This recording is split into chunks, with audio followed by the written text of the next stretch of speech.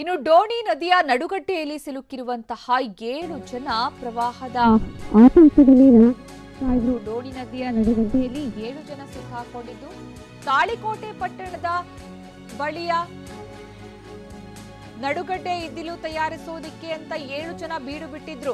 ವಿಜಯಪುರ ಜಿಲ್ಲೆ ತಾಳಿಕೋಟೆ ಪಟ್ಟಣದಲ್ಲಿ ಇದ್ದಿಲು ತಯಾರು ಮಾಡೋದಿಕ್ಕೆ ಅಂತ ನಡುಗಡ್ಡೆಯಲ್ಲಿ 7 ಜನ ಬೀಡು ಬಿಟ್ಟಿದ್ರು. ವಿಜಯಪುರ ಜಿಲ್ಲೆ ತಾಳಿಕೋಟೆ ಪಟ್ಟಣದ ಬಳಿಯ ನಡುಗಡ್ಡೆಯಲ್ಲಿ ಬೀಡು ಬಿಟ್ಟಿದ್ದಂತಹ 7 ಜನ ಮಹಾರಾಷ್ಟ್ರ ಮೂಲದವರು.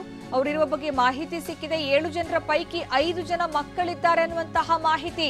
ಹೀಗಾಗಿ ರಕ್ಷಣೆಗಾಗಿ ಅಧಿಕಾರಿಗಳಿಗೆ ಸಂತ್ರಸ್ತರು ಕರೆ ಮಾಡಿದ್ದಾರೆ.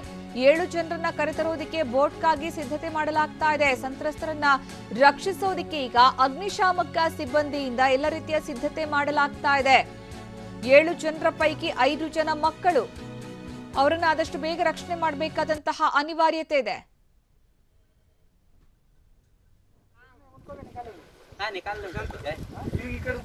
वो उधर उसको टेंशन है, अभी पानी कम होने से वो निकलता है. वो अभी कुछ भी दिमाग लगाना जाने को नहीं आ रहा. पानी बहुत जिनको वैसा हम साथ में जा रहे थे. ನಡುಗಡ್ಡೆಯಲ್ಲಿ ಸಿಕ್ಕಾಕೊಂಡಿರುವ 7 ಜನರ ಪೈಕಿ 5 ಜನ ಮಕ್ಕಳು ಅಂತ ಹೇಳಲಾಗ್ತಾ ಇದೆ. ಅವ್ರನ್ನ ರಕ್ಷಣೆ ಮಾಡೋದಕ್ಕೆ ಈಗ ಅಗ್ನಿಶಾಮಕ ಸಿಬ್ಬಂದಿ ಸಕಲ ಸಿದ್ಧತೆಯನ್ನು ಕೂಡ ಮಾಡ್ಕೊಳ್ತಾ ಇದೆ. ಇದ್ದಿಲು ತಯಾರಿಕೆಯ ವಿಚಾರದಲ್ಲಿ ಅವರು ನಡುಗಡ್ಡೆಗೆ ತೆರಳಿದ್ರು, ಅಲ್ಲೇ ಸಿಕ್ಕಾಕೊಂಡಿದ್ದಾರೆ. ಯಾಕಂದ್ರೆ ಇಲ್ಲಿ ನದಿಯ ಪ್ರವಾಹ ಹೆಚ್ಚಾಯ್ತು. ಡೋಣಿ ನದಿಯ ಪ್ರವಾಹದ ಅಬ್ಬರಕ್ಕೆ ಈಗ 7 ಜನ ನಲುಗಿ ಹೋಗ್ತಾ ಇದ್ದಾರೆ.